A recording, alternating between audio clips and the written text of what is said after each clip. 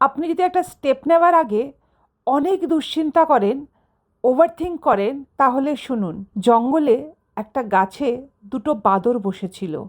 হঠাৎ একটা ভবিষ্যৎবাণী হলো যে যে বাদর গাছ থেকে লাফ দেবে সে জঙ্গলের রাজা হবে। একটা বাদর সঙ্গে সঙ্গে গাছ থেকে লাফ দিল। কিছুই হলো না।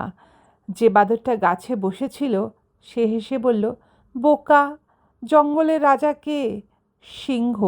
তুই কি করে জঙ্গলের রাজা হবি? যে বাদরটা লাফ দিয়েছিল সে বলল, চান্স নিয়ে দেখলাম, ভবিষ্যৎবাণী হয়েছিল, হতেও তো পারতো যে আমি জঙ্গলের রাজা হয়ে গেলাম।